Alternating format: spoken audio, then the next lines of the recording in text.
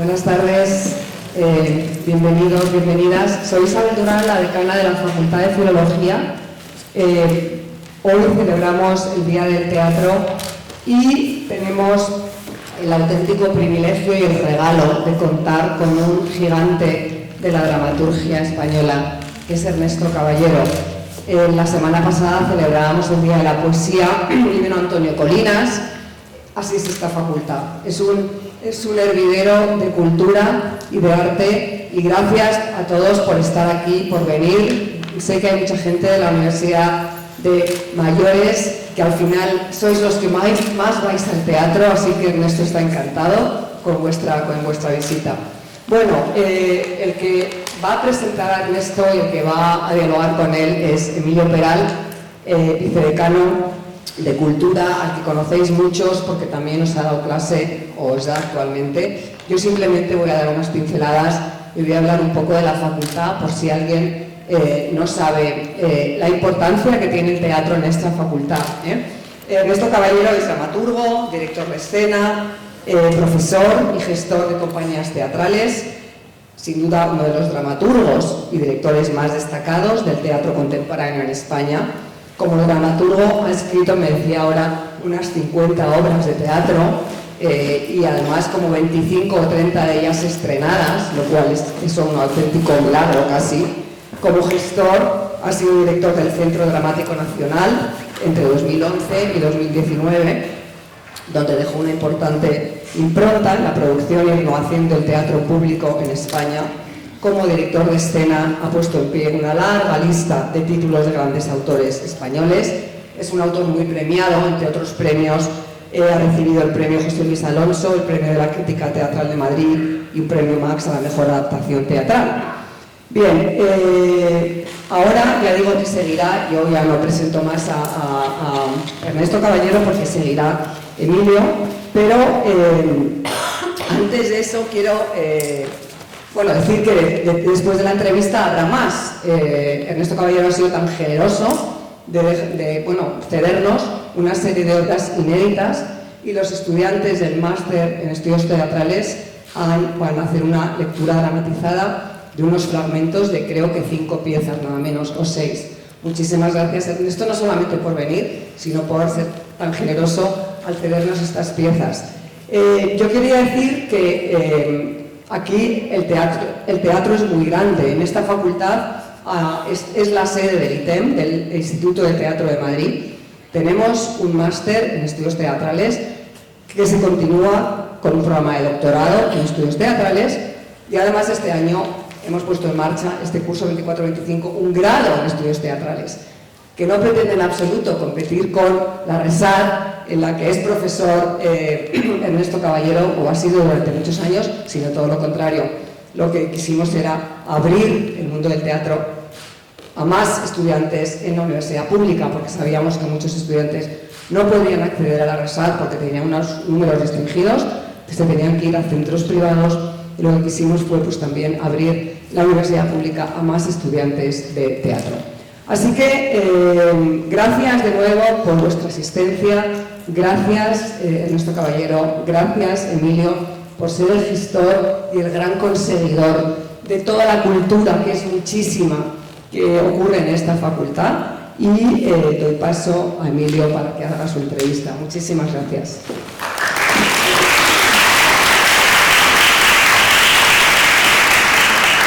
Bueno, pues muy buenas tardes. Estamos en un lugar especialmente teatral, es históricamente teatral, y hoy es un día especialmente teatral también.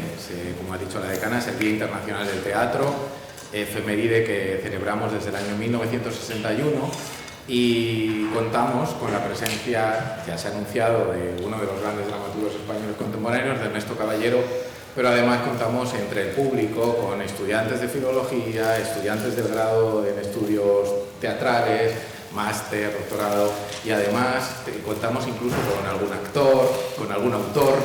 Es decir, que estamos representados todos, y es especialmente significativo tener aquí a Ernesto, digo en este espacio, porque sigue siendo el espacio central de la Universidad Complutense, a pesar de que muchas facultades se lo disputan, pero la única y la fundamental es esta. que lo sepan ustedes, la de Filología, que fue la primera, y este lugar es el lugar más emblemático de la Universidad Complutense, en parte porque fue el espacio de la cultura inicial. Nuestro primer edificio, que fue estrenado o inaugurado en el año 1933 y fue el primero de toda la ciudad universitaria, ha visto desfilar por este escenario a las personalidades de la cultura más importantes del siglo XX. Por aquí ha pasado y dio clase Ortega y Gasset, por supuesto, María Zambrano, Javier Marías, Carmen Martín Gaite, Rosa Montero, Arturo Pérez Reverte y un larguísimo etcétera. Y sobre todo, lo comentábamos con Ernesto antes de empezar, Federico García Lorca, que pisó este escenario, por tanto le rendimos pleitesía a estas tablas, pisó este escenario antes que nosotros y con mucha más pertinencia, porque pretendía que uno de los montajes de la barraca fuera expuesto en este escenario. Luego se convenció de que la forma de la escena no era muy pertinente y acabó desistiendo, pero la barraca tiene mucho sentido porque, entre otras cosas, este fue el espacio originario como Universidad Central de Madrid que era para ese gran evento que después, bueno, pues la historia acabó por arrebatarnos. Digo que es un privilegio estar aquí con Ernesto Caballero porque Ernesto representa dos mundos. El mundo del mundo complutense, porque al fin y al cabo fue estudiante complutense y aquí ha regresado en muchas ocasiones para hablar. Sí, y bueno, ahora contaré una anécdota con respecto a mis orígenes. Vale. Y por supuesto alumno de la RESAD, de la Real Escuela Superior de Arte Dramático de Madrid, donde él mismo se ha considerado en varias ocasiones discípulo de José Struck, uno de los grandes, que también estuvo vinculado, el eterno retorno del que hablaba Nietzsche, ¿verdad? Pues el eterno retorno, ese José Struck que estuvo vinculado con la barraca, con Margarita Xirgu, y volvemos a cerrar el círculo. Y al que le dedicó una tesis doctoral, una alumna de esta casa, que fue Bene Herrero, que le dedicó una monografía en la editorial Fundamentos hace algunos años. Me gustaría destacar que además de tener a un autor generoso, porque nos ha cedido, como decía la decana, un conjunto de piezas inéditas, no todos los autores son tan generosos, y él en el mismo momento en el que le invitamos pues nos mandó por correo electrónico una serie de piezas para que las tuviéramos a nuestra disposición, muchas de ellas no estrenadas, y de las que vamos a ver aquí una selección, una lectura dramatizada de 4, gracias a los alumnos, efectivamente, del máster en Teatro y Artes Escénicas. Digo que además de autor de teatro, y de eso hablaremos ahora un poquito más detenidamente, él ha sido un grandísimo director de escena y por tanto es un hombre casi del renacimiento en el sentido teatral, puesto que ha tocado todos los palos. La autoría, con más de 50 obras, ahora hablaremos de algunas, por supuesto también la dirección teatral, y de eso hablaremos, y la gestión como director del Centro Dramático Nacional en una época extraordinariamente dorada, que algunos hasta echamos de menos, sin desmerecer a nadie, pero que echamos de menos, y que pues llevó al escenario del Centro Dramático Nacional espectáculos que todavía recordamos y algunos de los cuales vamos a mencionar. Entre esos espectáculos que ha llevado como director de escena, pues a mí me gustaría destacar algunos, y sobre todo para los alumnos, por el hecho de que ahora tenemos la grandísima ventaja de que esos espectáculos están en un repositorio público, que es el Centro de Documentación de las Artes Escénicas y de la Música, en el cual hay un repositorio llamado Teatroteca, en el que están depositados todos los grandes montajes o los estrenos teatrales que se han producido en Madrid, Barcelona, Sevilla, Valencia, muchos de los cuales han estado dirigidos por Ernesto Caballero. Es decir, que si alguno de los alumnos presentes tiene interés por ver estos espectáculos que su bisoña edad no les permitió contemplar, pueden revivirlos, aunque el teatro es una cosa del directo, pero bueno, ¿qué le vamos a hacer? Pueden revivirlos entrando en la Teatroteca, que como buen servicio público, que hay que defender siempre, es gratuita y puedes bajarte todo lo que quieras en todos esos momentos. Yo voy a destacar algunos de esos montajes y algunos de ellos tienen que ver incluso personalmente conmigo. Uno de ellos fue el de los sainetes de Ramón de la Cruz, que siempre ha sido un autor puesto en entredicho, siempre los entremeses barrocos y nada de los sainetes del siglo XVIII, y que Eduardo tuvo a bien recuperar y con mucha maestría. Pero si me tengo que quedar con unos cuantos, me voy a quedar con otros dos. Por el segundo que voy a citar, recibió el premio Valle Inclán de Teatro por la dirección, y es un montaje que yo recuerdo especialmente que es el montaje del Laberinto Mágico.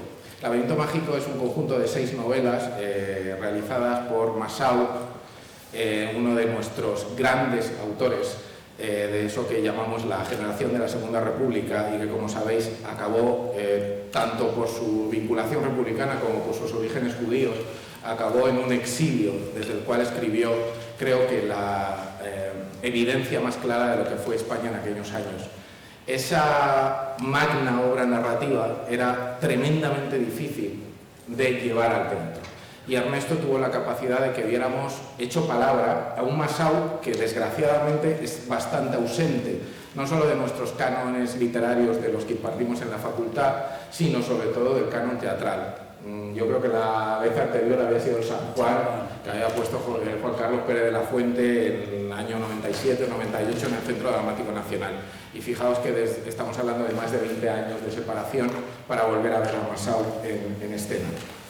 Y luego me gustaría destacar otro montaje, y ya le vamos a dejar hablar a él, que es de lo que se trata, otro montaje especialmente significativo por lo que me toca, y permitidme el personalismo, que fue en el año 2008, en el Teatro de la Abadía. Ernesto Caballero dirigió La Tortuga de Darwin, del grandísimo y nunca bien ponderado, yo en un caso de nunca de ponderarle, es amigo de los dos, así que él estará de acuerdo, Juan Mayorga. Con la interpretación nada más y nada menos que de Carmen Machi, de la gloriosa actriz Carmen Machi, que creo que es una de las interpretaciones de su vida. Es más, es tan grande Carmen Machi, no sé si ahora hablaremos de esto, pero es tan grande que cuando presentamos mi edición en cátedra de La Tortuga de Darwin, Carmen Machi en vaqueros, no representando una tortuga, que era lo que era en la representación, sino en vaqueros y con una camiseta blanca, empezó a hablar como aquella tortuga de 2008 y todo el mundo en el María Guerrero se creyó que era una tortuga, a pesar de que llevaba vaqueros, una camiseta blanca y un pitillo, he de recordar, que se guardó porque estaba prohibido fumar y ella empedernidamente quería seguir fumando antes de subir a escena. Esa y otra, y así hacemos publicidad y ya acabo, que va a estrenar el próximo día 10 de abril y, como sabéis, el teatro tiene que estar siempre lleno y hace falta hacer la propaganda en el Teatro de la Abadía también, dirigido por nuestro común amigo Juan Mayorga. Ernesto Caballero va a estrenar, digo, el 10 de abril, una adaptación teatral de la Orestiada de Esquilo, en la que ha participado un profesor de esta casa, Antonio López Fonseca, de manera muy activa, y un espectáculo que me da muchísimas ganas de ir a ver y que de hecho voy a ir a ver, no solo porque esté Ernesto Caballero detrás y mi buen amigo Antonio López Fonseca, sino porque entre sus actores va a estar Alberto Fonseca, hijo de Antonio López Fonseca y grandísimo actor, que estará interpretando allí uno de los papeles. Así que, por favor, vayan al Teatro de la Abadía a partir del día 10 de abril a ver a Esquilo, que nunca está de más. Pero además, Ernesto Caballero ha sido un extraordinario autor, que es de lo que nos vamos a ocupar a partir de este momento. Y gracias a los alumnos del Máster en Teatro y Artes Escénicas vamos a ver representados 4 fragmentos de 4 obras, la mayor parte de ellas inéditas. Comentábamos de camino hacia acá que una de ellas no lo es del todo porque ya ha tenido una representación. Pero Ernesto Caballero nos ha cedido esas obras inéditas que son de última factura. Antes de eso ha escrito mucho más. Y entonces permítanos que les dediquemos unos minutos a esa obra que ha hecho de él un gran autor antes de dar paso a esas obras inéditas. Si te parece, iniciamos un repaso por tu obra. Si te parece. Bueno, encantado. Venga, pues dale. La primera obra de la que quería hablar es de una obra del año 98, que también tuve la capacidad y la suerte de ver. Se llamó Santiago de Cuba y Tierra España, que es una obra en la que se perfila ya una de las características de tu poética dramática, que es una visión un tanto corrosiva, sarcástica, a veces un tanto disolvente y por tanto también muy inteligente de algunos episodios de la historia de España y también de la España contemporánea. Pero en este caso, evidentemente, era una visión sobre una parodia, si queremos, una visión irónica sobre la España del año 1898, de lo que había quedado de esa España y del concepto de identidad española que se derivó de aquel desastre. No sé cómo la recuerdas y y si quieres... Sí, bueno, primero buenas tardes y voy a aprovechar para agradecerte a ti esta invitación, a la Facultad de Filología, su decana, a todos ustedes y al grupo de estudiantes del máster que han tenido la generosidad de poner en pie fragmentos de mi obra reciente. Entonces, que en este caso el agradecido soy yo porque voy a tener la ocasión de escuchar en relieve lo que he escrito en la soledad del escritorio. Antes de Santiago de Cuba, antes te decía que me voy a referir a mis orígenes porque en este mismo espacio, yo presenté prácticamente lo que fue mis primeras armas realmente en el teatro, nada más salir de la escuela dramática. Yo salí como actor porque entonces no había especialidad como ahora, de dirección, dramaturgia, porque quería estudiar teatro, estudiaba como actor y punto. Y yo salí como actor, pero enseguida me puse al otro lado, fundé una compañía con alumnos que acababan de salir de mi promoción y de una manera muy intuitiva montamos un espectáculo que tituló realmente Pepe Strucker, que has hablado, que es un poco mi mentor. Yo lo llamé Rosaura y él dijo, no, Rosaura, el sueño es vida, mi lady. Y era yo no sé cómo decirlo ahora, si pecado de juventud o gamberrada, o tenía algo debía tener porque nos llevaron al Magro, etc. Pero antes de todo eso se presentó aquí, en este mismo escenario. Y lo recuerdo y me emociona, y el tiempo es una cosa extraña. Y los que hacemos teatro estamos muy acostumbrados ya a desconfiar de la linealidad del tiempo, porque el teatro es fundamentalmente, o entre otras muchas cosas, un juego con el tiempo. La realidad del tiempo, la percepción del tiempo que tenemos cotidianamente no coincide exactamente con la del teatro, la de la escena, la del drama. Y en ese caso, ahora mismo, 30 años después, el estar en este mismo escenario y estoy viendo a ese joven un poco con estos sueños y con todo ese ímpetu, y de pronto pues lo estoy viendo y me estoy viendo, y es una cosa muy emocionante y muy, muy, muy conmovedora.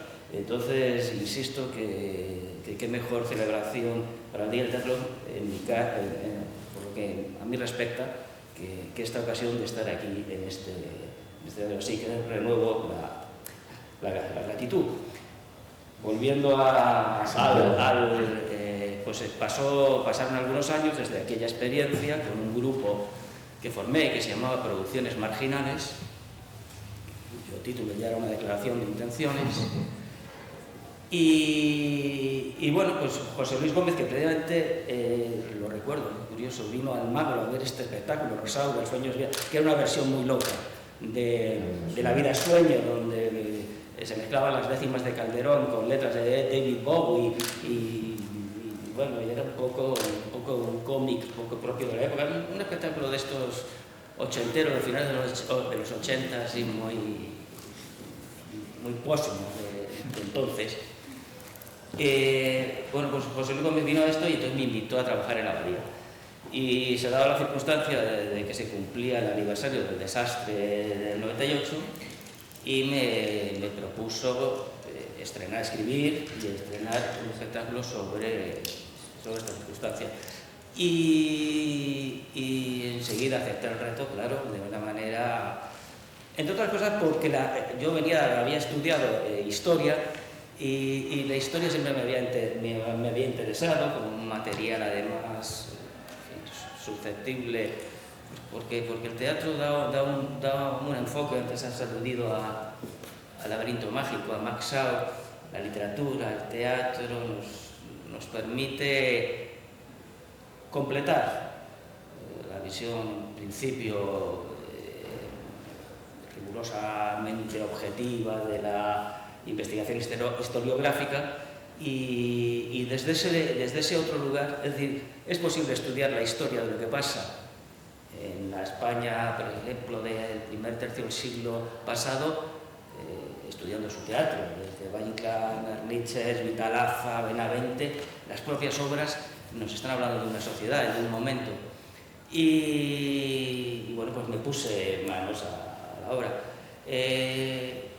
Y me permitió también algo que me preocupa entonces y me preocupa hasta el día de hoy, porque tiene mucho que ver con el teatro, que es la cuestión de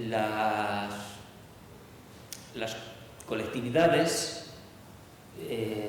cuando se identifican con un pasado.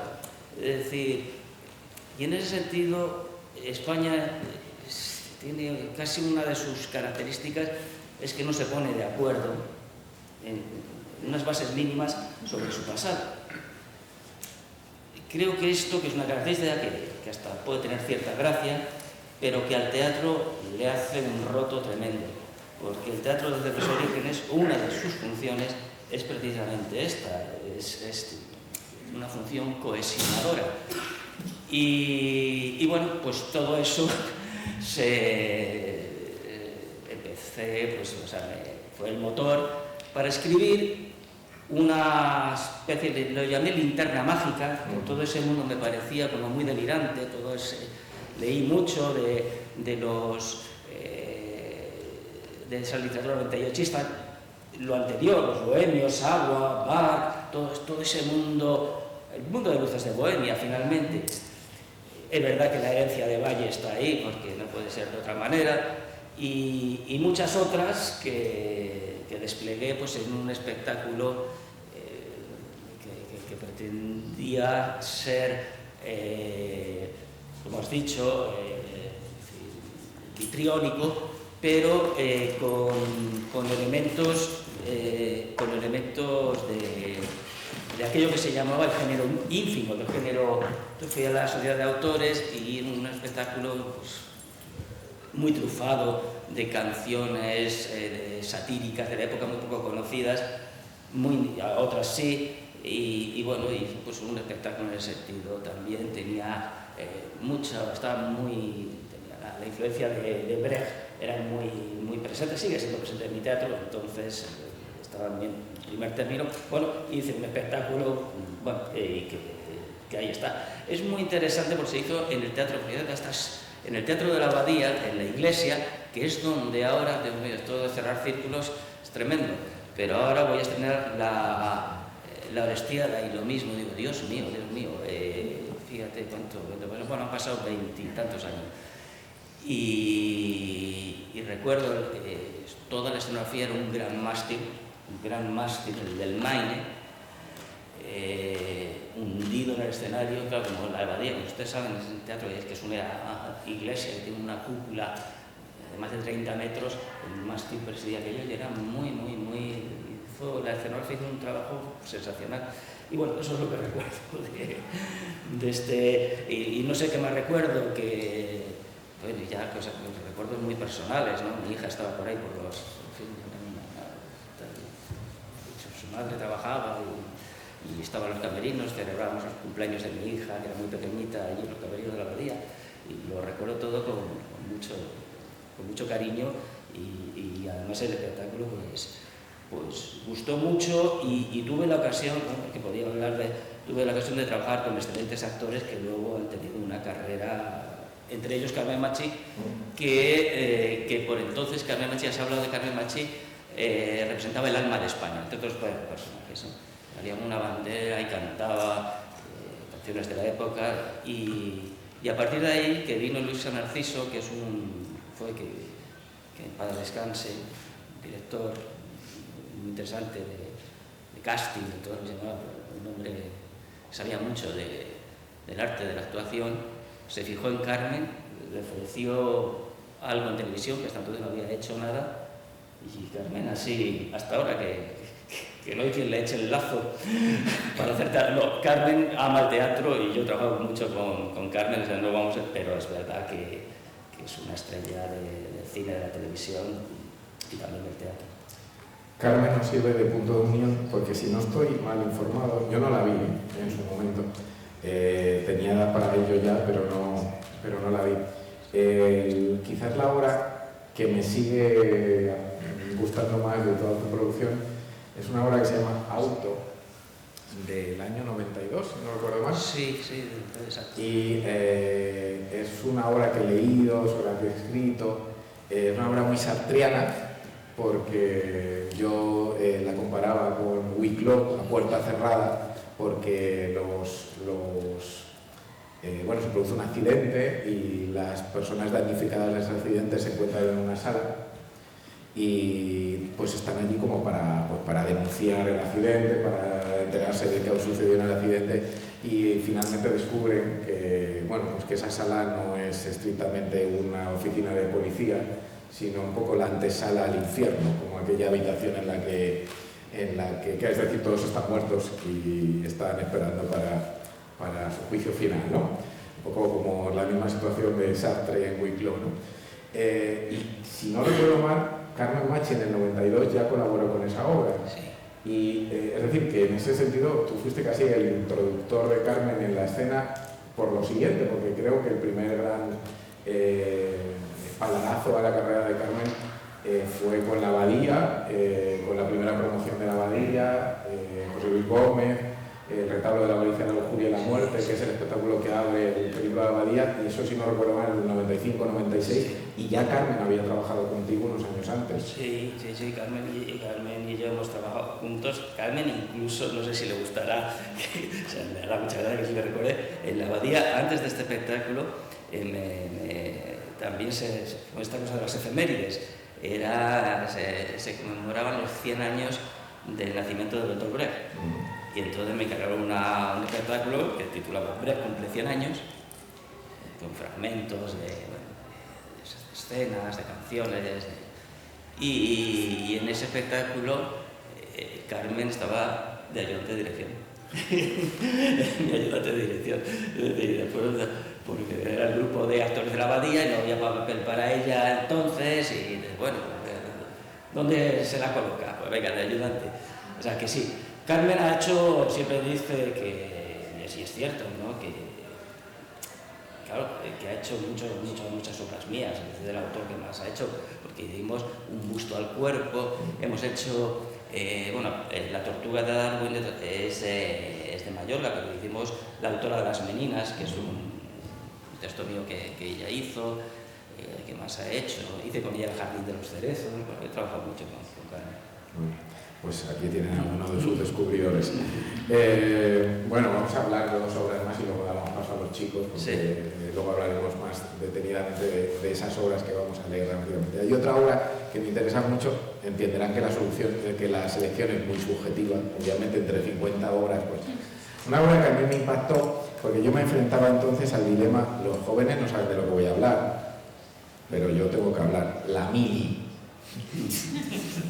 Entonces, efectivamente yo fui objetor de conciencia, está mal que se diga esto en este o no lo sé, y entonces a mí me tocaba hacer la mili en el año 92 y pues me hice objetor y prórrogas hasta que ya me tenía que ir a la mili y finalmente pues un presidente presidente de nuestro gobierno decidió que no había más mili. Y entonces yo me libré de la mili. Ya sabes por lo que estoy hablando. Tiene una obra que a mí, que la leí porque yo estaba absolutamente frustrado con esto, estaba en COU con la idea de tener que ir a la mili. Y a mí aquello me turbaba. Entonces mi profesora del Instituto de Literatura, a quien le debo buena parte de mi vocación, me dijo, léete esta obrilla. Que yo no sé por qué ella conocía, porque era una obra que todavía no estaba publicada. Me estoy refiriendo a una obra que se llama Retén, en el año 91. Ahora entenderán lo de que estemos hablando un poco como los abuelos Cebolleta. Retén, del año 1991, es una dramatización de lo absurdo que suponía cortar la juventud de una generación para llevarles a la mili, y realmente como un ejercicio de aprendizaje en el que no se aprendía nada. Y esa obra también es muy particularmente importante para mí y vuelve a ser de nuevo Ernesto Caballero un tanto pionero. puesto que, primero, porque era un debate que estaba en la calle, porque es un debate que está realizado a partir de los actores con muchísimo humor, con muchísima mala leche, en una garita en la que los dos jóvenes están allí esperando pues su noche de guardia, y porque se vuelve a adelantar. Luego, en el año 95, aparece una novela que tuvo un éxito extraordinario de un académico nuestro que se llama Antonio Muñoz Molina, que hace una novela que se llama Ardor de Herrero, que tuvo un éxito de ventas extraordinario, que era su propia reflexión sobre la inutilidad de la mili y los tiempos de la mili. Y entonces a mí, cuando me hablaban de Antonio Muñoz Molina, decía, ya, pero esto ya lo había tratado Ernesto Caballero antes, 4 o 5 años antes, en una obra que se llamaba Retén. No sé si tú te acuerdas de aquella obra, y si quieres... Claro que me acuerdo, además la interpretó Andrés Lima, un excelente director de escena y un gran actor, y Valentín Hidalgo, siempre lo recuerdo. Bueno, claro, yo no sé si ahora escribiría Retén, porque claro, uno se va temperando y bueno, y ahora con todos estos debates sobre el real... La verdad es que yo sí hice la mili y hice una mala mili porque objetivamente era una mili relativamente cómoda, porque era aquí en Madrid, pero yo sufría mucho, estaba estudiando, había el tercer dramático y veía que se perdía mucho el tiempo, porque además yo estaba en el cuerpo de guardia, entonces eran 2 horas sin hacer nada, y luego ir al cuerpo de guardia a jugar al tute, o sea, hacer nada otra vez para volver a hacer nada, y eran una cadena de nadas que era exasperante y a alguno le volaba la cabeza. Tanto es así que en ese volarse la cabeza a algunos les daba por disparar, de vez en cuando se escapaba alguna bala, y con tan mala fortuna que una de esas balas impactó sobre mi brazo. Entonces yo fui herido de guerra en una mañana de invierno cuando iba a entrar a la guardia, pues por una tontería de estas. Y claro, dije, tengo que hacer algo, ¿qué puedo hacer? El sistema me aplasta. Y solo, pero yo tuve el impulso de entonces, yo ahora mismo sería más benevolente y bueno, en fin, y todo tiene, lo que ahora soy más zen, lo que viene conviene, y si viene la mili pues conviene. Pero entonces no lo pensaba así. Entonces escribí una obra desde esa rabia, y sí, son 2 personajes que yo conocí allí, porque claro, las guardias se hacen de 2, y a mí una de las cosas que más me aterraba de todo ese sistema que yo viví, absurdo, donde te daban órdenes absurdas, gentes, porque ya había gentes, bueno, pues que tenían una preparación en lo que fuera, muy baja, pero que había una cosa que se llamaba esa la obediencia ciega, que por otro lado también está muy bien, porque así se hacen más eficaces las cosas, pero claro, cuando la orden tiene cierta eficacia, cierta... Bueno, el caso es que yo conocí personajes de este tipo y lo que más me era fascinante, porque las guardias uno se cuenta la vida, es una cosa curiosa desde el punto de vista humano. Tantas horas frío con otra persona, que tienes que estar 2 horas una noche de invierno, pues al final, y cuentas, y te cuentan lo más íntimo, se producen unos encuentros humanos tremendos, muy valiosos. Y yo ahí conocí personajes que son muy extremos, y había algo que me sorprendía mucho, y es que vivían el hecho de la mili, toda esta arbitrariedad, todo este machaque, que éramos todos soldaditos rasos, lo vivían con naturalidad. De lo único que se quejaban es de que no cobraban por ello, que iban a salir de allí y su ámbito laboral difería poco de las relaciones que ahí se establecían. Y claro, yo aquello lo veía, que a veces soy privilegiado, casi hijo, digo, pero claro, yo estoy estudiando arte dramático, no sé qué, yo tengo mi mundo, esto es transitorio, pero es que aquí hay personas que conciben las relaciones humanas así. Y bueno, eso es lo que me llevó a escribir Retén. Bueno, pues nos vamos a referir a una última antes de dar paso a los chicos, a los que yo ya he visto actuar, algunos de ellos el otro día en los teatros del canal, y créanme que son fantásticos, como propios de la Facultad de Filología y de la Casa, como no podría ser de otra manera. La última obra a la que me voy a referir, por razones también muy personales, también ha visto un poco de camino en ese sentido. Ahora vemos muchas cosas en este mismo camino, ¿no?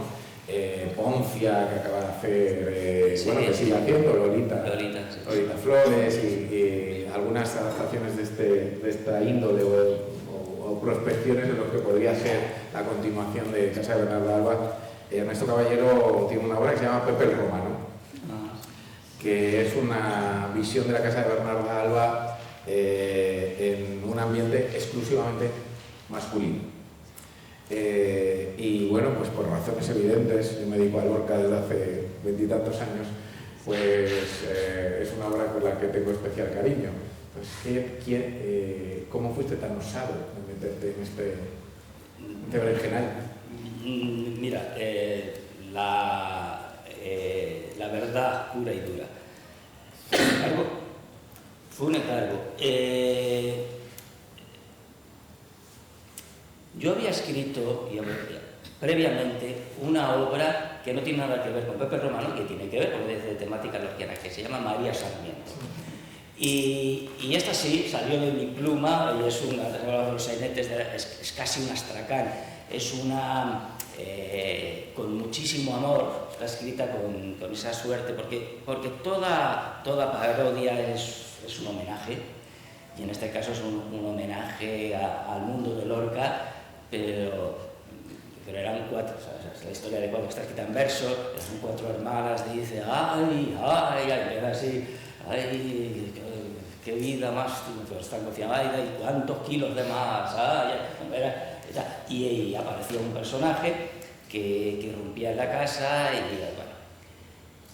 Esa no sé si debió ser por eso, pero entonces Miquel Gómez de Segura, que era un director, ahora se ha dedicado más a la gestión, me dijo, yo llego obsesionado con la idea de Pepe el Romano y se podría, me planteó una mañana, se podría contar la historia de Bernarda desde el lugar de los hombres. Y entonces aparecen muchos hombres y de los que se aluden y bueno, pues vamos a intentarlo, ¿no?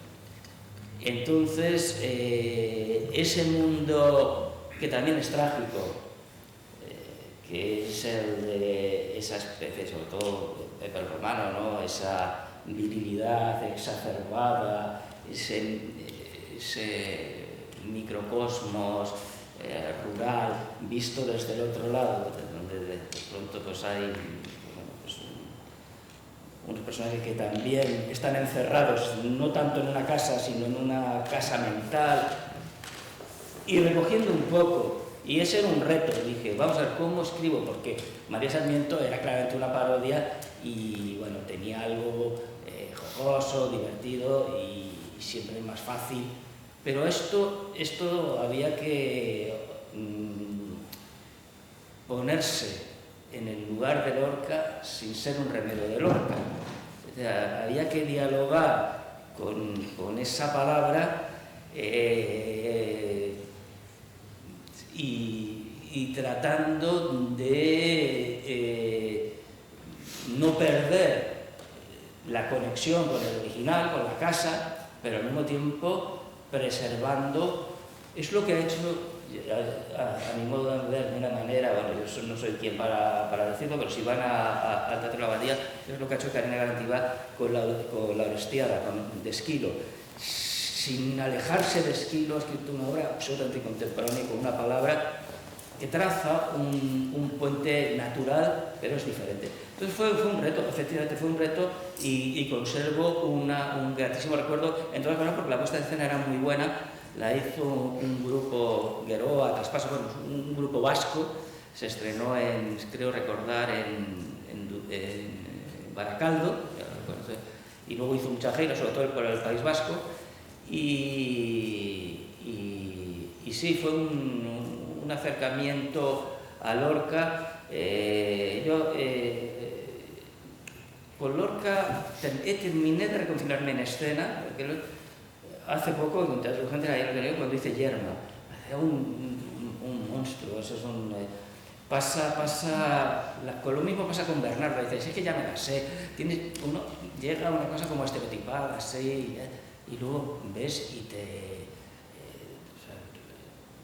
te sacude de una manera. O sea, Lorca realmente es tremendo, es tremendo. Su teatro es de conmoción y bueno, pues cuando pueda volveré a Lorca, porque me parece que es uno de los pilares del teatro contemporáneo. Pues vamos a seguir con Lorca y vamos a dar un aplauso, ahora entenderán por qué lo estoy diciendo, vamos a dar un aplauso a los estudiantes del máster en Teatro y Artes Escénicas que van a hacer las lecturas dramatizadas que vamos a presenciar.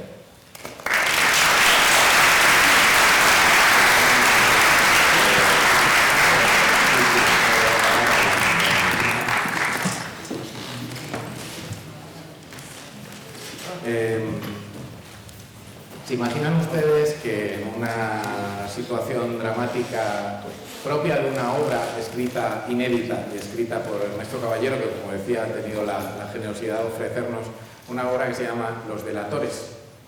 ¿Se imaginan ustedes que en una especie de paraíso, en una especie de infierno, o donde ustedes los quieran ubicar, se encuentran Federico García Lorca y Pedro Muñoz Seca, los asesinados de la Guerra Civil Española de uno y otro bando? Y se imaginan que no solo están ellos, sino que están los dos delatores que propiciaron su muerte. Uno muy conocido, Ramón Ruiz Alonso, el que hizo la denuncia original de Lorca, y el otro, Avelino, el republicano que hizo la denuncia a Pedro Muñoz Seca, y que ambos tuvieron conclusión nefasta. ¿Se lo imaginan? Sería un buen momento para ponernos por una vez de acuerdo en este país sobre algo, o eso iniciaría una nueva guerra que no desembocaría en nada. Esta es la situación dramática del principio que vamos a oír en palabra.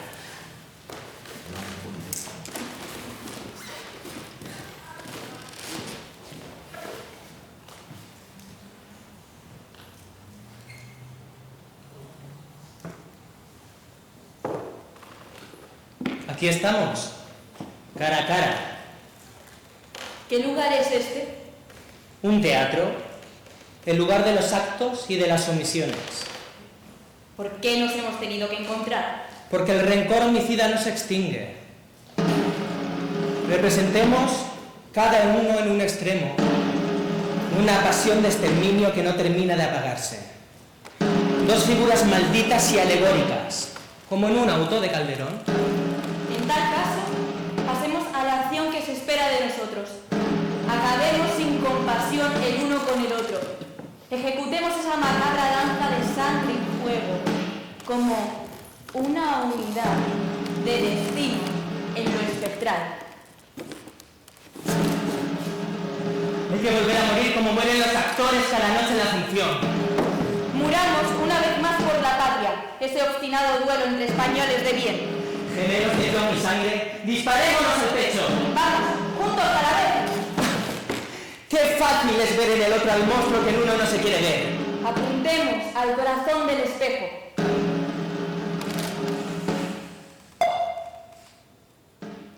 ¡Pedro! ¡Federico!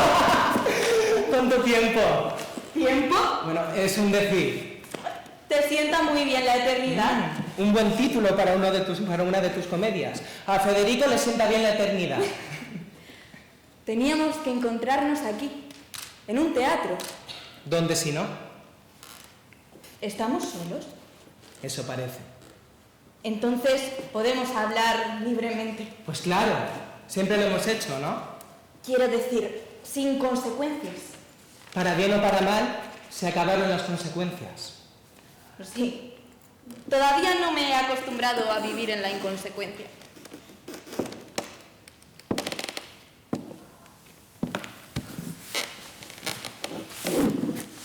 ¿Qué tienes?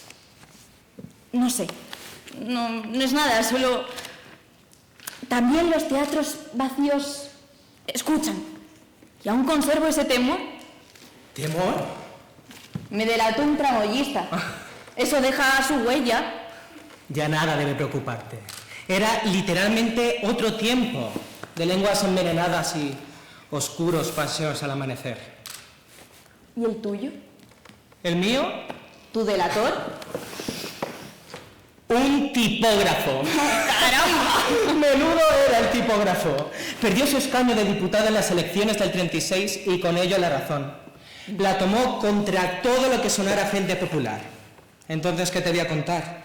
Que no estaba con los unos, pues estaba con los otros. Yo voté a los otros. Es de suponer. Y ganamos. Bueno, hay discrepancias en ese asunto, ¿eh? Incluso entre los historiadores. También en ese gremio hay de los unos y de los otros. Bueno, pero es que la historia es la que es. Pues sí, los hechos irrefutables son los balazos que ambos recibimos. Tú de los unos y yo de los otros. Ahora estamos aquí, como dos fantasmas de una farsa simbolista, ¿eh? Esa es nuestra realidad. ¿Realidad? Yo me sentía más real cuando tenía cuerpo. Mis bigotes eran reales. Cuando me los cortaron de mala manera antes de la saca, entendí que estaba empezando a ser real.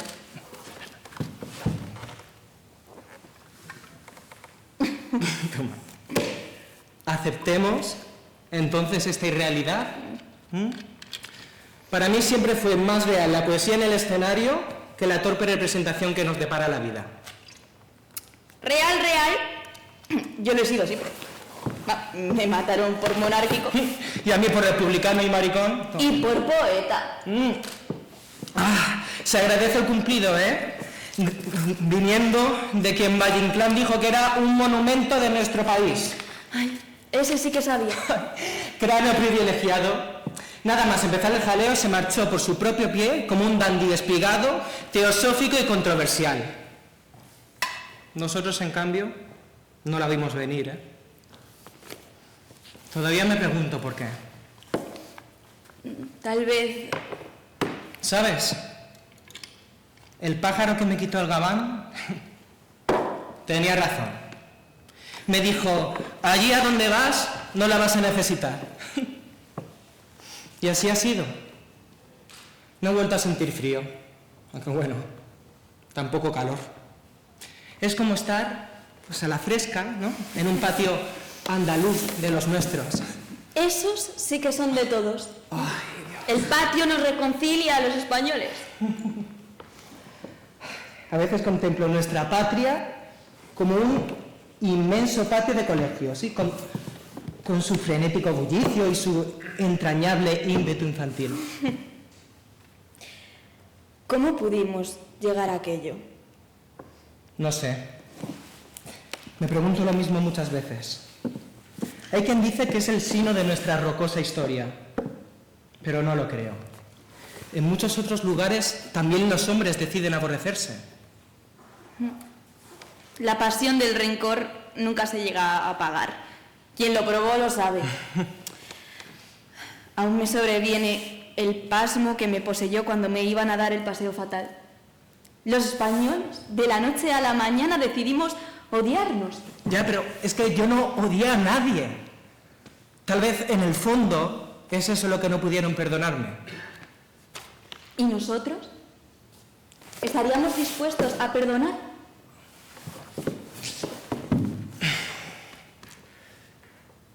Los creyentes estamos obligados.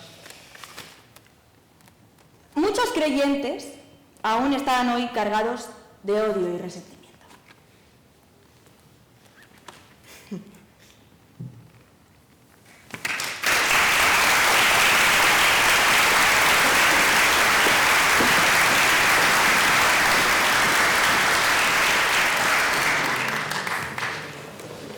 Nos sentamos 5 segundos. No está dado. Ahora, sí. Nos sentamos 5 segundos para dar paso, no sé. Sí, es muy emocionante porque lo han leído muy bien y es la primera vez que yo la escucho, ¿no? Lo escribí. Entonces es muy... Creo que, como se dice en el el médico funciona. Se toca algo y bueno, yo creo que no hay nada más patético que un autor hablando de su obra después de... La obra habla por sí misma, pero sí, lo que me movió fue esto. Esas figuras, lo llaman los delatores, me parece que son figuras malditas. Es cierto que es más conocido Ruiz Alonso. Adelino Nieto es un personaje que siempre me ha fascinado también por su oscuridad, porque formaba parte, era del sindicato de teatro, de la CNT, y una de las tesis o las ideas que manejo en esta obra es que buena parte de toda esta carnicería que se produjo vino dada, por lo menos la encendió la frustración, el resentimiento, finalmente la mediocridad. Avelino Nieto no toleraba, no soportaba el éxito. Era un hombre de teatro y no soportaba el éxito de Muñoz Seca, que era autor de éxito. Y lo mismo le pasaba a Ruiz Alonso, ¿no? Que quiso escribir, tipógrafo, y en Granada, y quería ser como el prohombre de letras, y no le... ¿sabes? Había un caso claro de envidia cerval, ¿no? Y de frustración. Un personaje interesante, va a aprenderle con la camisa de la Falange cuando la Falange no le ha admitido en su seno, y uno que quiere ser falangista y la Falange no le admite, y él insiste y quiere hacer méritos,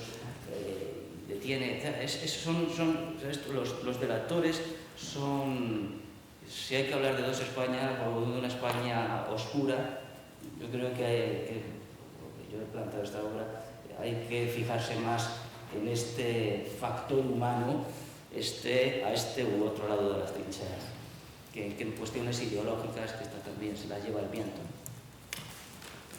Les recomiendo que lean la obra cuando se publique, que sin duda se publicará en breve, y efectivamente creo que esto es un titular. Yo no me dedico a la comunicación, pero es un titular. Algunos de nuestros episodios más macabros nacieron de la mediocridad. Es un titular en toda regla. Vamos a ir con la segunda obra, Faetón en las nubes.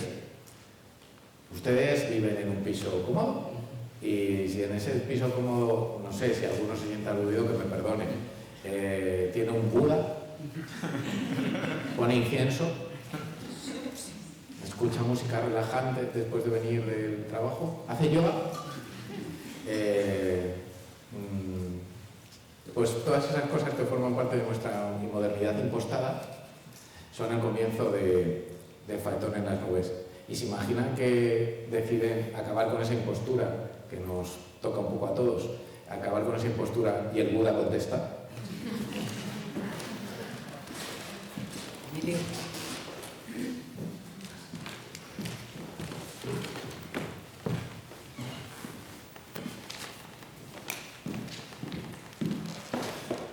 Decididamente no.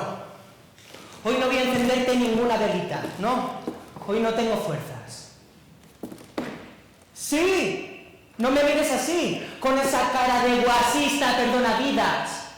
Hoy no voy a echar mano de ninguna de tus excesas enseñanzas, porque menos a mí no me han dado ningún, y entiéndelo bien, ningún resultado.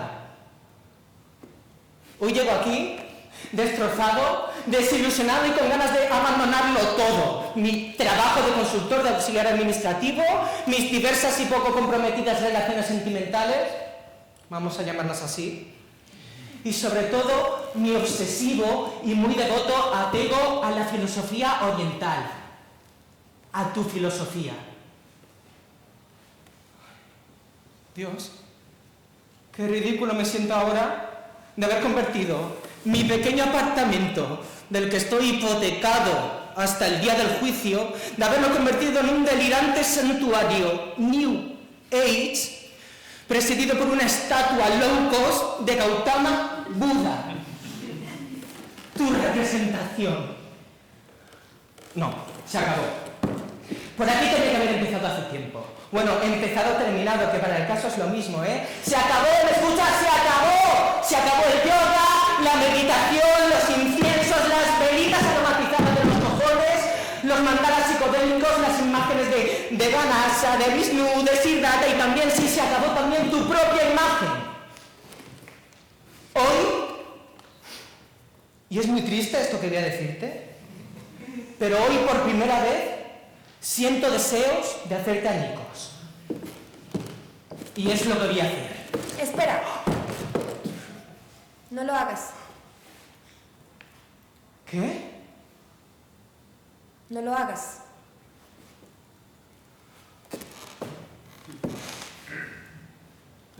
¿Eres? Sí, soy yo. Suponiendo que el yo exista. Esto no puede estar pasando. Nada pasa porque todo es eterno.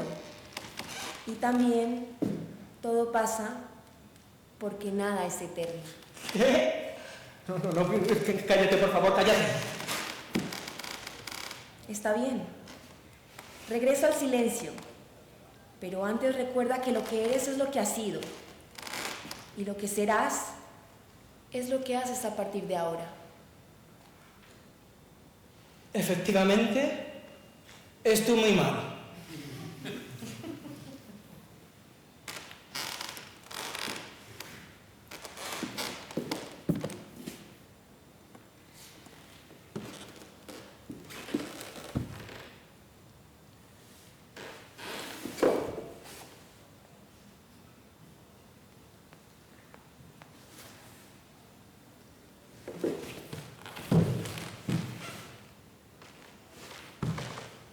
Oye.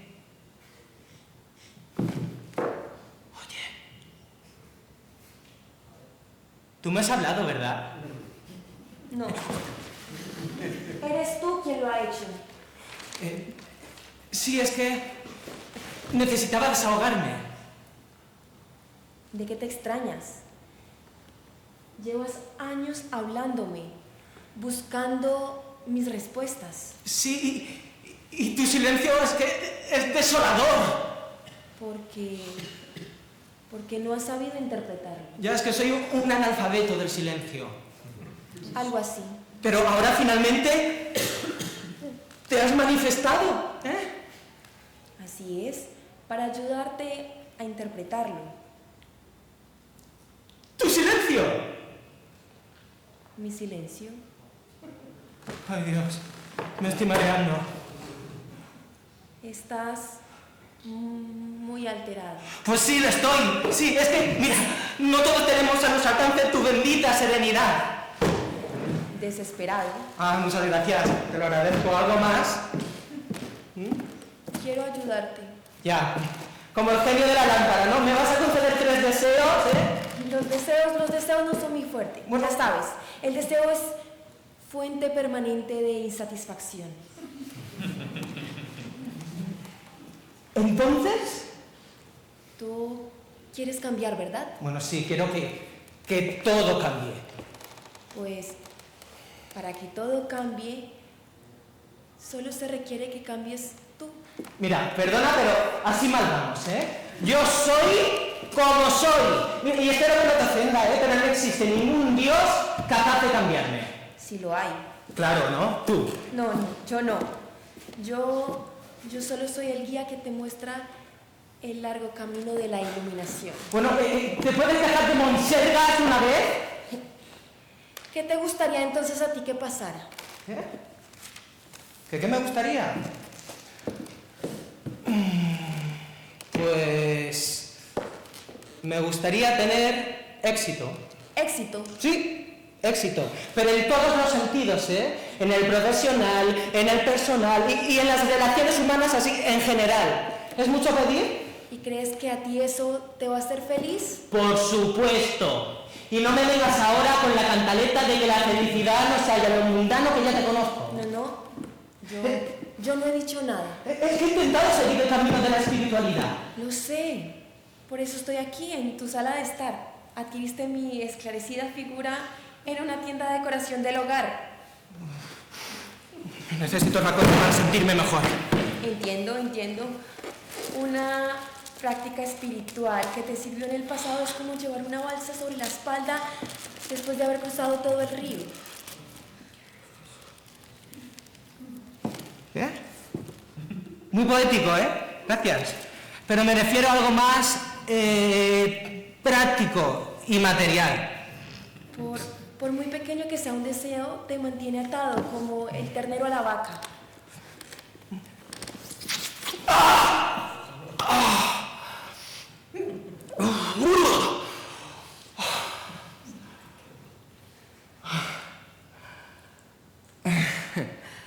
En fin,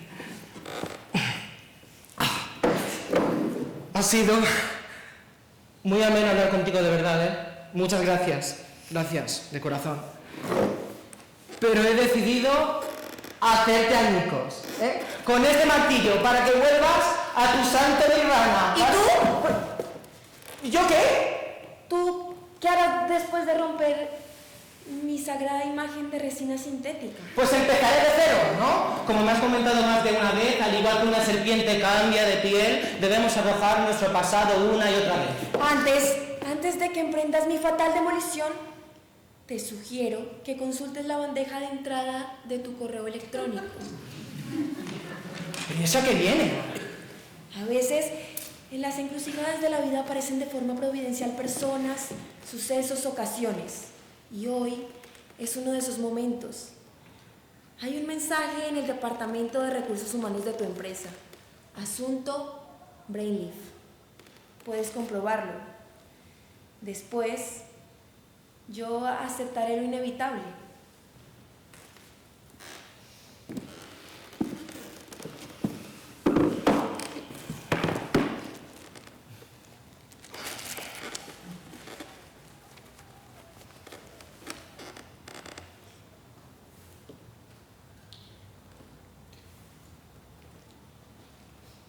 ¿Brainleaf?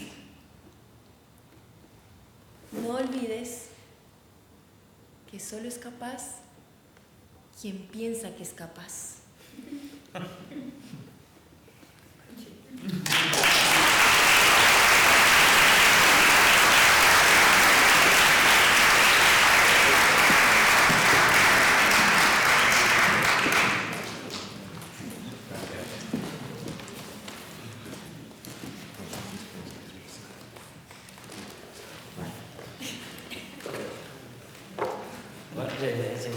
Brainleaf. Bueno, sí, es también una comedia inédita. Este es el arranque de una obra que va un poco sobre el éxito, la identidad. Brainleaf es un... Mira, voy a hacer spoiler. Es un sistema al que se somete este individuo para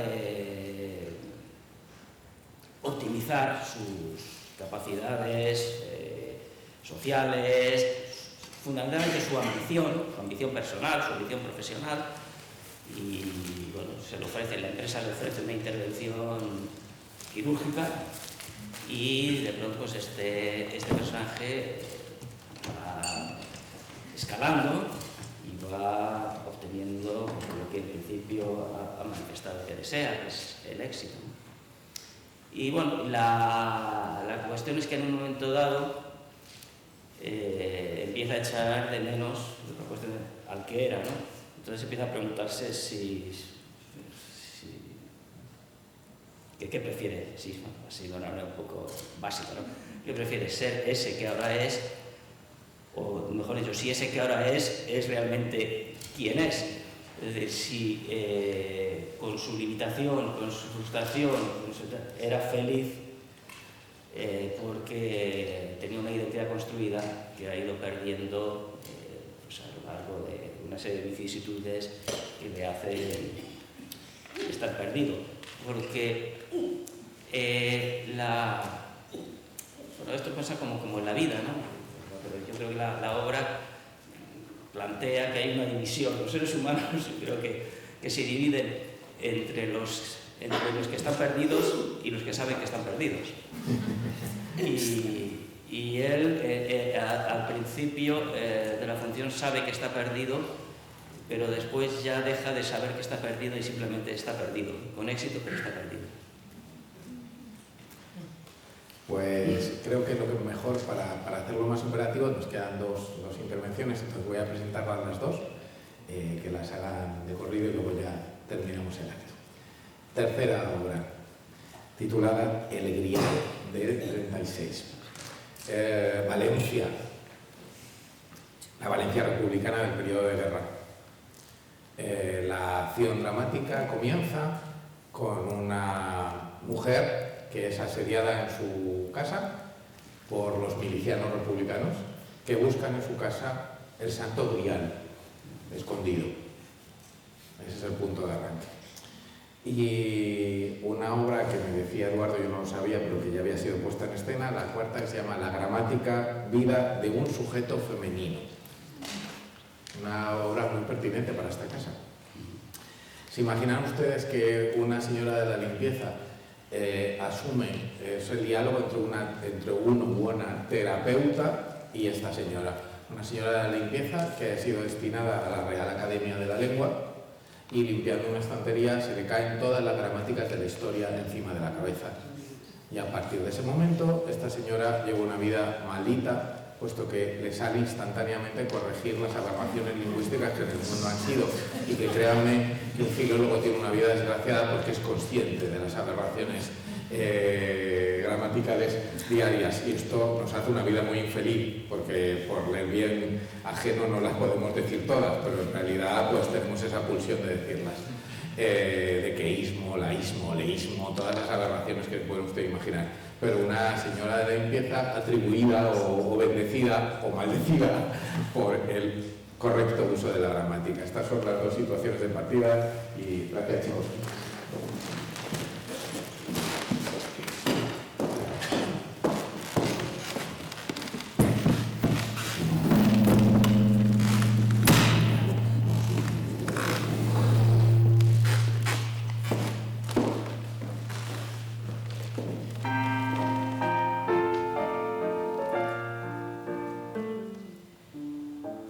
No sé por qué, antes de llamar, esperé a que finalizara la pieza que alguien estaba interpretando al piano al otro lado de la puerta. Era, según supe después, un vals de Enrique Granados. Cuando se hizo el silencio, pulsé el timbre de aquella modesta vivienda del tercer piso de la calle de las Avellanas en la ciudad del Turia. Era una tórrida tarde de finales de agosto del año 36. Llevábamos algo más de un mes en guerra, y la guerra ya había impuesto su implacable ley, según la cual cualquier suceso terrible o simplemente extraordinario termina aceptándose con pasmosa naturalidad. Eso es exactamente lo que ocurrió en ese lugar, algo que transformó mi percepción de la realidad, aunque hasta hoy dudo de si lo que viví fue un sueño o algo que realmente sucedió. Me sobresaltó el sonido del timbre. De inmediato cerré la tapa del teclado, como si tratara de ocultar algo prohibido, y abandoné mi dormitorio en el que apenas cabía una pequeña cama, una mesa camilla y, como no, el viejo piano de pared. Ese día estaba sola en mi casa. Mi madre y mi hermana se habían ido a pasar unos días a la masía familiar. Hacía tiempo que no me sentaba al piano, y esa tarde decidí hacerlo para evitar oír los cánticos revolucionarios que a menudo llegaban de la calle, voces enardecidas que se mezclaban con los sonidos de una ciudad en constante sobresalto. Llegué a la sala que daba a la puerta de la calle y antes de abrir pregunté con cautela: ¿quién es? Soy José, uno de los milicianos del otro día. Abra, por favor. Cuando abrí la puerta, de inmediato lo reconocí. Era uno de aquellos hombres que días antes habían irrumpido en mi casa. En aquel entonces, en contraste con sus rudos compañeros, me había parecido que se distinguía por cierto refinamiento. Pero ahora lo veía como uno más de esos menesterosos ataviados con insignias, correajes y armas de fuego que de la noche a la mañana se habían adueñado de la ciudad. Traté de mantener la entereza, sosteniéndole dignamente la mirada. Su aspecto era imponente y desaliñado, y su mirada, aunque firme, parecía ocultar cierta inquietud. Buenas tardes. ¿Puedo pasar? ¿Qué desea? Hablar con usted de lo que pasó el martes pasado, cuando vinimos a hacer la requisa. Ya sabe. Sí. Puedo decir lo que piensa. Un atropello inadmisible. Si no le importa, prefiero callar lo que pienso. Sabina, ¿puedo pasar? ¿Y por qué me pide permiso? Ustedes pueden hacer todo lo que se les venga en gana. Por ejemplo, entrar en una casa armados hasta los dientes y ponerlo todo patas arriba. Son los inconvenientes de estos tiempos de guerra. Y yo soy su enemigo. No hace falta que me lo recuerde. ¿Me permite? Finalmente me franqueó la puerta. Allí estaba, en aquella sala donde la mujer que ahora me contemplaba con desconfianza parecía encajar armónicamente con el ambiente. La estancia era un refugio de tranquilidad, en contraste con el exterior caótico de la Valencia de aquellos días. A pesar de la modestia evidente en el desgaste del mobiliario, había un sentido de dignidad y resistencia en la disposición cuidadosa de cada objeto, como si cada elemento declarase un desafío al mundo exterior. La estancia me parecía completamente diferente a aquella que habíamos registrado una mala mañana de la semana anterior. Ahora, apenas iluminada por la luz dorada del atardecer que se filtraba a través de las cortinas de encaje, tenía un aire místico, casi suspendido en el tiempo. He venido a avisarla. Piensan volver a inspeccionar a fondo su casa. Como encuentren la copa, su vida corre peligro. Ya les dije que no tengo nada que ver con ese asunto. Por favor, no se haga el inocente conmigo. ¿Quiere volver a registrar mi casa? Adelante. No es necesario. Sé que esconde la reliquia. ¿Va a empezar de nuevo con el interrogatorio? Una persona de fe no debería mentir. Le repito que no sé nada de eso que buscan. Puede comunicárselo a los de su comité. Reconozco que es usted una mujer valiente. No sé si soy valiente, pero tengo paciencia. Siga presionándome lo que quiera. ¿Verdad? El tiempo, porque no sé nada de esa cosa que tanto le preocupa. Cosa. No, para ustedes es una cosa. En cambio, para usted es un objeto por el que merece dar la propia vida, como los antiguos mártires. Hay que admitir que ese doble fondo en el armario es un buen escondrijo. No sé de qué me habla. ¿Qué hace? ¿A dónde va? ¡Tenga cuidado! El miliciano ignoró mis preguntas. Con pasos firmes y decididos, entró en mi habitación como si la conociera de memoria. Se dirigió directamente al armario ropero y forzó la madera que hacía de falso fondo en uno de los cajones. Con un gesto resuelto, extrajo el cáliz y lo depositó sobre la mesa. Clavó sus ojos en mí, esperando alguna explicación o quizás una súplica. Bien. ¿Van a fusilarme? Así será si se descuida. Pueden exterminar a media ciudad, que al final no les servirá de nada. Las tropas de Franco, tarde o temprano, liberarán Valencia. Muy segura está de eso. Lamento informarle que el golpe, como pasó con el de Sanjurjo, no tiene visos de que vaya a prosperar. Y no va a hacerlo no solo porque parte del ejército no lo ha secundado, no, sino porque también el pueblo ha reaccionado con firmeza. Así pues, puede ir perdiendo toda esperanza. Esa, por más que le pese, no me la pueden arrebatar. Me temo que confunde valentía con temeridad. ¿Qué va a hacer con el cáliz? Aún no lo sé. Tal vez le pida un milagro. La colectivización de la huerta levantina. O, mejor aún, la instauración del comunismo libertario en toda la península. Seguro que esta copa me la concede como el genio de la lámpara. Lléveme a su checa, si quiere, pero ahorre el escarnio. Tranquilidad, Sabina, tranquilidad. No pide usted demasiado. Lo dicho, tiene usted más bemoles que muchos de los que andan por ahí pistolón en ristre. Hágase cargo de lo que para usted es un símbolo sagrado. Para mí representa la superchería y la opresión. Lo detesto profundamente. Como a todos los que le rendimos culto. Aborrezco la alienación del pueblo, es cierto. Por lo visto, su cruzada no admite creyentes contrarios a su credo. Cruzada. Precisamente así ha bautizado su generalísimo el golpe militar. Si no tiene nada más que decirme, le agradezco el aviso. Aquella mujer parecía casi regodearse en cada palabra intercambiada. Quizás era su manera de desviar su propio miedo, sabiéndose marcada como enemiga en este conflicto en el que se había convertido en una figura central. Mis ojos se desviaron hacia el cáliz. Para ella, ese objeto representaba un bastión de fe, una reliquia sagrada, llena de esperanza y resistencia. Sin embargo, para mí simbolizaba exactamente lo opuesto: las cadenas de superstición y opresión que habíamos jurado destruir. Y pensé que ese vaso de ágata veteada no era simplemente un trozo de metal, era un testamento a las profundas divisiones que habían cortado el tejido de nuestro país. La historia y el poder que envolvían a ese cáliz eran precisamente lo que deseábamos extinguir. Y aún así, ¿no era también una forma de opresión suprimir un símbolo que para otros representaba la última esperanza de salvación? Intenté apartar ese pensamiento, convenciéndome de que era justamente la clase de trampa que el enemigo usaba para dominarnos.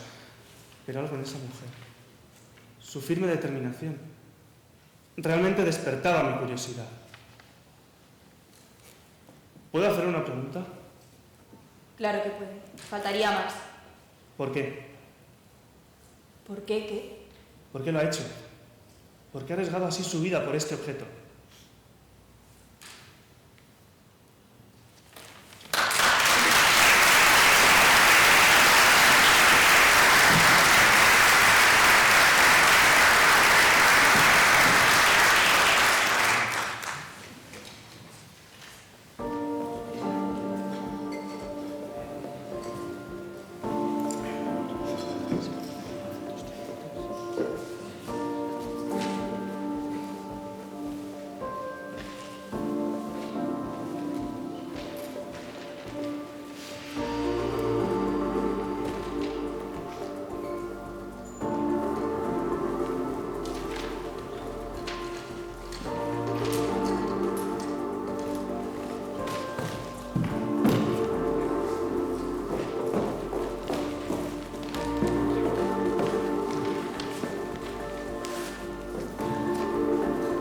Buenas tardes.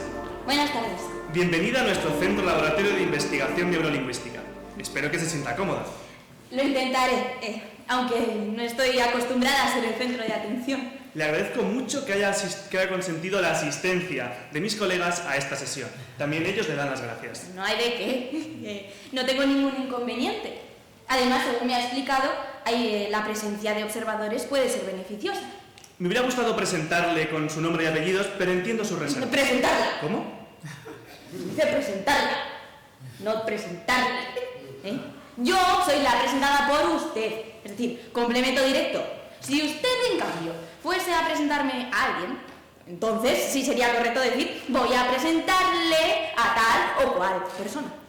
Ya, bueno, le agradezco la corrección. El caso es que usted prefiere ser presentada como el sujeto. Femenino. El sujeto femenino.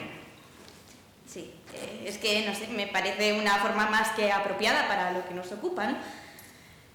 Al fin y al cabo, sufro una perturbación lingüística. Pues sí. Además, la palabra sujeto es el término científico que adoptamos los psicólogos e investigadores sociales. Bien, si le parece, voy a empezar haciéndole unas preguntas con el fin de recordar sus antecedentes. ¿De acuerdo? ¿Usted trabaja? Trabajaba. Porque el mal que padezco, pues, que me ha costado el puesto de trabajo.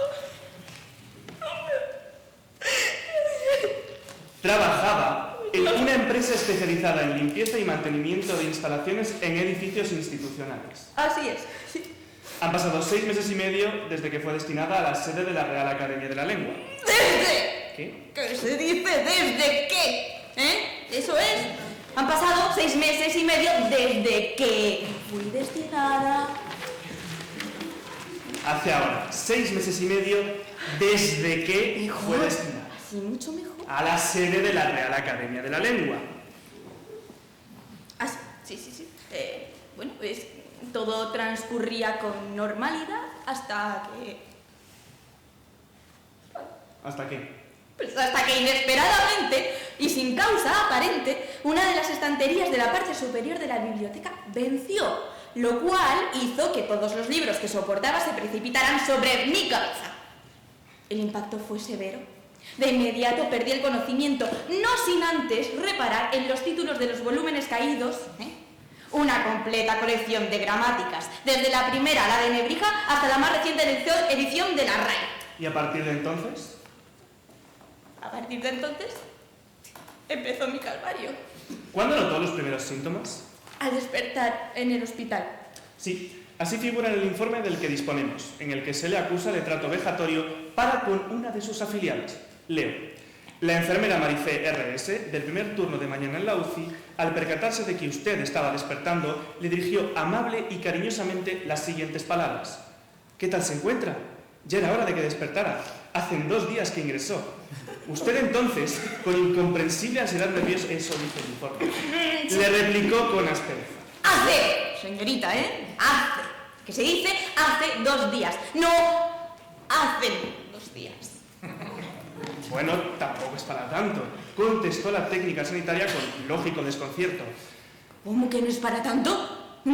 Les recuerdo que estamos en un centro de salud, Deberían ser ustedes los primeros en extremar el cuidado para no contaminar de inmundicias el lenguaje. Está bien, me tengo que marchar que me sacaba el turno, se despidió Marifé. Entonces, usted saltó de la cama y la amenazó. ¡No vuelva a hacerlo! ¡No vuelva a hacerlo! ¿Pero qué le he hecho? Contestó asustada la profesional. Se dice, se me acaba el turno. Nunca, meses, es que Puede que a usted se le acabe el turno, pero le aseguro que a mí la paciencia de buen oyente. Intente dormir un rato. Se limitó a responder la trabajadora. Y aún antes de que abandonara la habitación, la individua ingresada tuvo ocasión de gritarle. Sí, déjeme en paz. Pero haga el favor de aprender a hablar con propiedad, Que la incompetencia lingüística es nefasta para la salud de la comunidad. Ante estos graves hechos, nuestro sindicato denuncia la actitud de Guantesa. Sí. Siento mucho haberme comportado así con la sanitaria Marifé. ¿Es cierto que es una buena profesional? ¿Corrobora entonces todo lo que figura en el informe? Plenamente. Gracias. Queridos colegas, como acabamos de comprobar, hoy contamos con un caso ciertamente excepcional. Este sujeto femenino ha sufrido el extraño accidente que nos acaba de referir. Tras la exploración de rigor, no se localizó ningún traumatismo interno, más allá de las lógicas contusiones provocadas por el golpe. Sin embargo, el sujeto femenino súbitamente había adquirido unas insólitas destrezas lingüísticas, inexplicables para una persona de su nivel cultural. Ahora bien, estos saberes, lejos de procurar la natural satisfacción de haber ampliado sus horizontes expresivos, le han originado un permanente estado de ansiedad y desasosiego que se manifiesta en una extrema sensibilidad a la hora de detectar incorrecciones en el habla común. Observe. Te dije, nena, dame un beso, tú contestaste... ¡No! ¿Qué se dice contestaste sin la S final?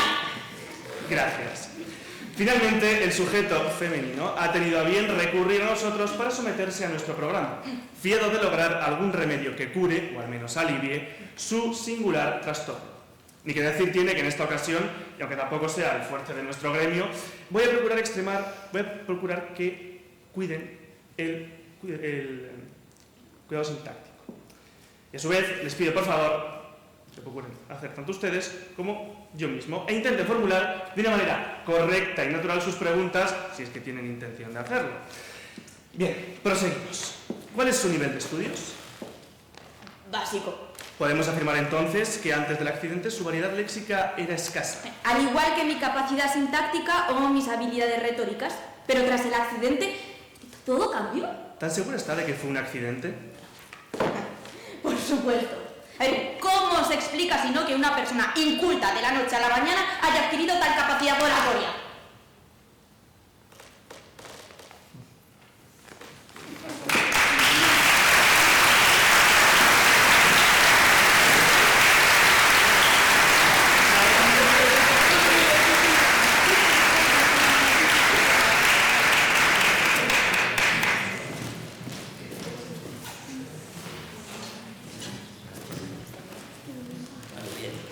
Bueno, pues oye, muy bien. Pues sí, son dos. La primera es inédita, el Grial de 36, voy a hablar de ella. Claro, está inspirada en un hecho real. Una mujer, Sabina,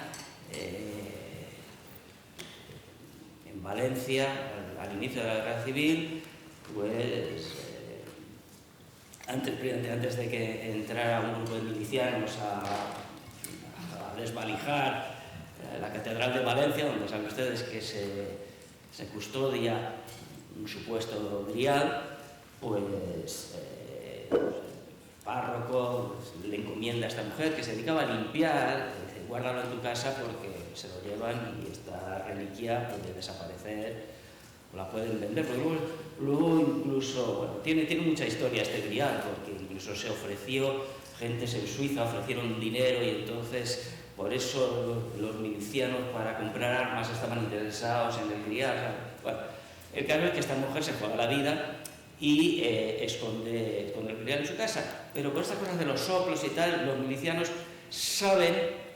sospechan de ella y entran un buen día, irrumpen en su casa y lo descubre uno de ellos.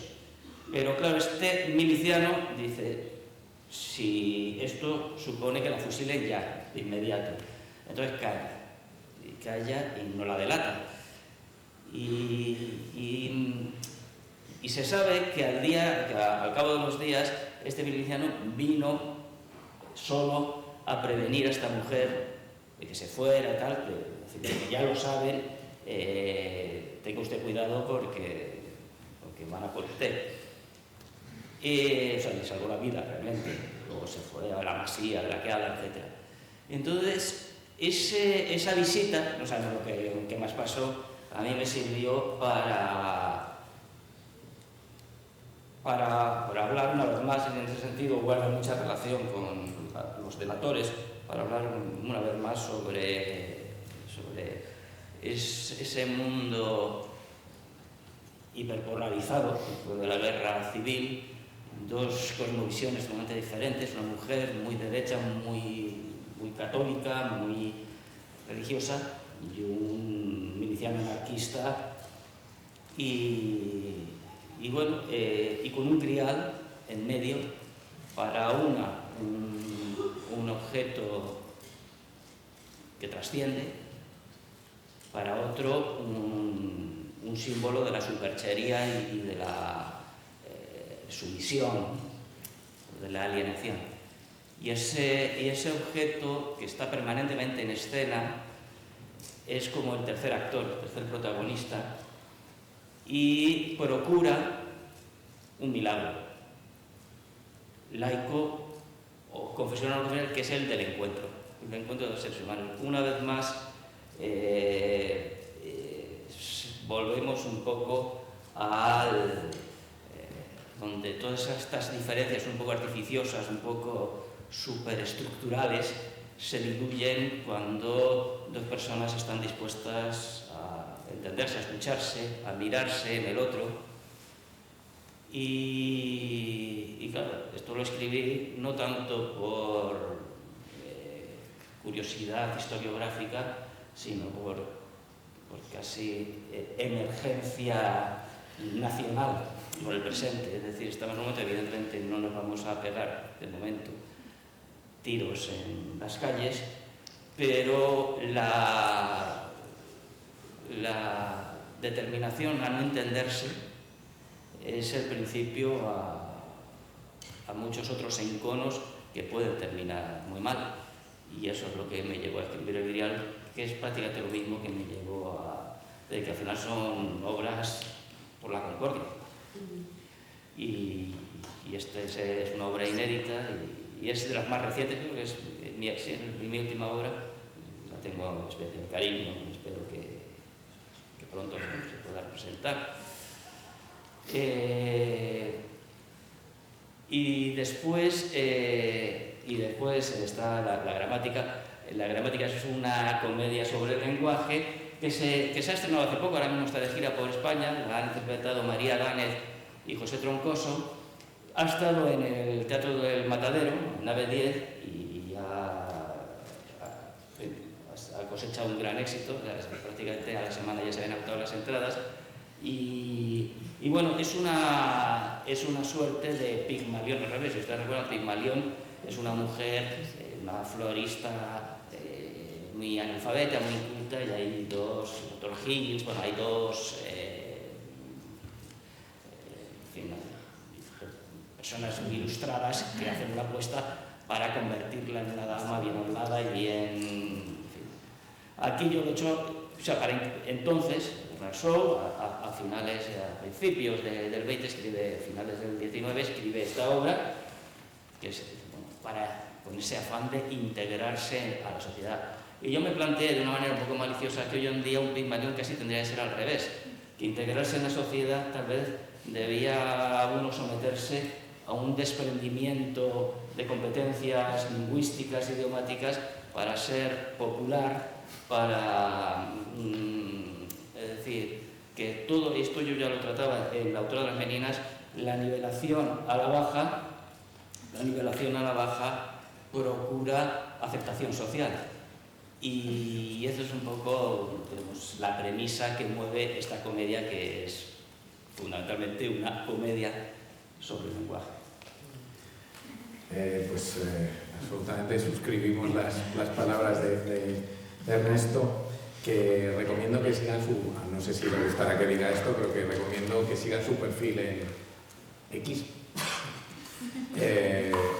porque no solo son las reflexiones de un director de escena y de un autor, sino la clarividencia de un pensador.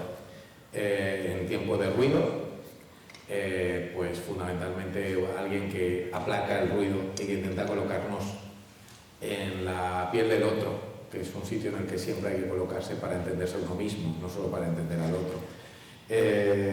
Y esta especie de... Bueno, el mito de Pigmalión ya lo tratabas en Te quiero muñeca, un poquito. Sí, que fue protagonizada por Maribel Verdú, que escribió un prólogo a la obra, Maribel Verdú escribiendo un prólogo a la obra. Digo que Güero Vallejo, de quien hemos hablado antes de entrar y ya despedimos el acto, como gran maestro de una generación de dramaturgos, hemos hablado de Güero, y Güero hablaba de esos personajes secundarios tan importantes en la historia, que él llamaba, y no tiene nada que ver con el concepto de zona gris del Primo Levi, sino que él hablaba de los hombres grises, del franquismo.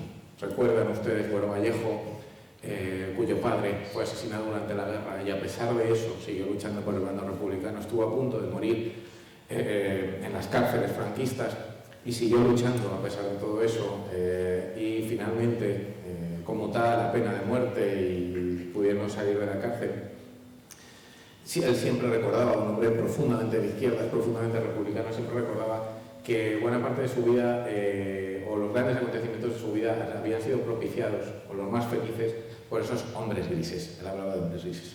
Uno de ellos era Cayetano Luca de Tena, un hombre de derecha, monárquico, que tuvo a bien pues no contrariar lo que había salido del premio Lope de Vega y concedérselo de verdad, a pesar de que su pasado le llevaba a lo contrario. Y otra persona muy importante fue Manuel Fraga Iribarne, que le quitó de un juicio militar porque había pues criticado en una obra pues la autarquía de un que no sabía quién era, pero que era España, en la que la policía militar maltrataba a los represaliados políticos. Fue a punto de ser sometido a un juicio de guerra y intervino Manuel Fraga Iribarne. Y bueno, un hombre republicano, insisto, profundamente izquierdista y profundamente convencido del sentido de la República, decía que, bueno, dos de los acontecimientos más importantes de su vida lo habían bautizado unos hombres grises. Es decir, unos hombres que no tendrían por qué haber tomado esa iniciativa por sus convicciones ideológicas y que, sin embargo, por convicciones morales y sobre todo humanas, las habían ejercido. Así que les recomiendo no solo que lean su obra, sino que también le sigan en las redes. Ha sido para nosotros un extraordinario placer tener aquí a Ernesto Caballero, a quien, como siempre, tiene las puertas abiertas de esta casa, a la que ha venido muchas veces. Queremos agradecer también, en el nombre de la decana y del equipo de Canal, a Jara Martínez, que está por allá arriba, que ha dirigido a estos estudiantes nuestros tan estupendos. y por supuesto a los 4 hacedores de esta maravilla que es hacer volcar por primera vez las palabras teatrales, y por supuesto el más efusivo de los aplausos para nuestro autor, para nuestro caballero, sin el cual este acto de hoy no tendría ningún sentido. Así que fuerte aplauso.